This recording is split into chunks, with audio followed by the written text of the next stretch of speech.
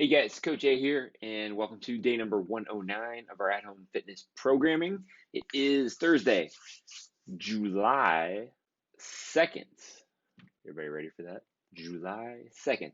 All right, here's what we have on tap for today. I'm going to give you a quick description, explanation in here, and then I'm going to head out and demonstrate something in the workout as well as something in the warm-up. So 25 minutes, alternating EMOM. First minute, you need to complete 15 box jumps, ideally a work rest. So we're probably looking at about 30 to 45 seconds of work, depending on who's doing the jumping and how high of an object you have to jump on at home. If you are at home, the prescribed height is set for 24 inches and 20 inches. Obviously, you have what you have to work with at home. So if that needs to be adjusted, that's fine. Like I said, 30 to 45-second work window. So the rest of that time is rest. If you can't meet that window because you have something higher than normal at home, then adjust the reps down until we're in that window. Second minute is going to be 20 dumbbell plank row, alternating sides. This, stick around for a minute and I will demonstrate in the garage gym. Third minute, you're going to run out. So if you're working out at home, you're going to have the driveway head down the sidewalk for 1 minute. When you're about to hit a minute, turn around, come back, and it's going to be a minute run back to your equipment. As you guys finish that second minute of running, the minute coming back, you're then going to have 1 full minute rest to complete that round. So 5 different minutes on that round, so to speak. The first one is 15 box jumps. The second one is 20 alternating dumbbell plank rows. The weight, by the way, is 35 and 20. There is a minute run out, a full minute of run back, and a full minute of rest. We're doing it for 25 minutes, so we're going through each one 5 times. Those first 2, the 15 and the 20 reps, the goal is completion. Okay, goal is completion. The runs, the goal is to have the turnaround point in the same place all 5 rounds and get back by the time that minute expires each time. All right, obviously you have a little bit of a buffer there. You guys have a full minute rest. So if you are a few seconds late, that is fine. We should still be able to recover. Stick around. I'm going to run you through the dumbbell plank row alternating that is in the workout. I'm also going to run you through the dumbbell swing that is in the warm-up in the garage gym.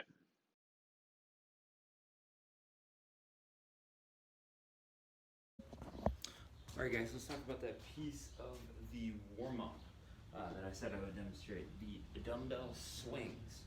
So if you guys have 2 dumbbells or 2 kettlebells, I want you to try this today for the warm-up. If you would prefer just to do a Russian kettlebell swing, that is fine, or take the band and anchor it and create hip extension, all good there, or maybe even a banded good morning. But that dumbbell swing, dumbbells are going to stay in the same alignment on the outside of our hips. We're just going to get it swinging a little bit with the arms, front to back. You're going to notice your body will start leaning to create some balance there and balance that out. And from there, I want you guys to sink back and snap those hips to extension to send it coming through. The goal is to drive to a hip and knee extension as the dumbbells are getting to your pockets, so to speak. So the timing is going to be pretty much the same thing as a Russian kettlebell swing. Obviously, there's a little bit of differentiation there, just something to have a little fun with. If you want to go with Russian swing, that's fine. If you guys are going to use 2 kettlebells or 2 dumbbells, keep those hands in the same place. The more they turn, the more likely something is to clip your leg on the way by.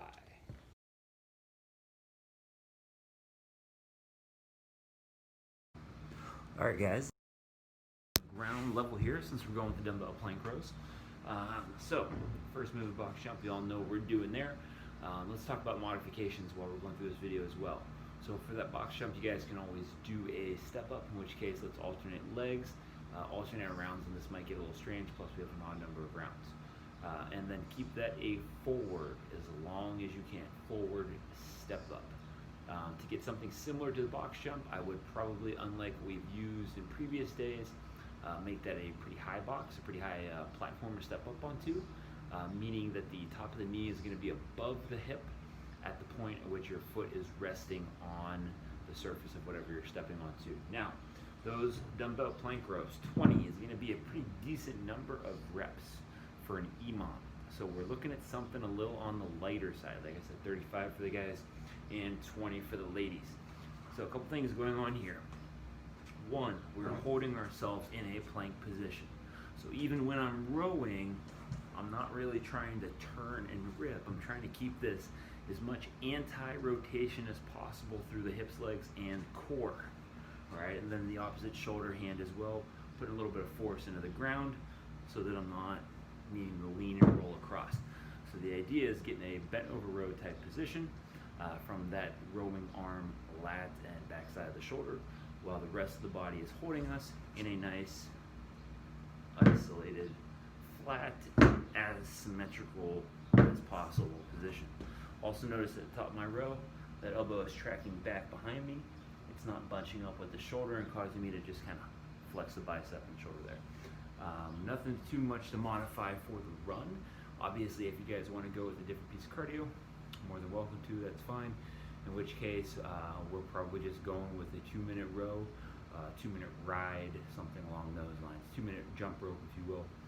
If you guys want to make it a little tricky on that, you can always hit a number on the first minute and then try and duplicate that number on the second minute. If we need to modify the intensity on the run, that's an option as well. If you guys are feeling pretty sore and beat up, I would maybe back that intensity on the run off a little bit, just from the assumption you're probably not going to be able to maintain it. Let's pick a distance that we think we can maintain for the minute out and turn around for the minute back. All right, see you guys tomorrow on Friday. Just a heads up, with 4th of July coming up on Saturday, Saturday's workout is going to be the nasty one this week. So get ready. I know we all love our hero wads and stuff like that on the holidays.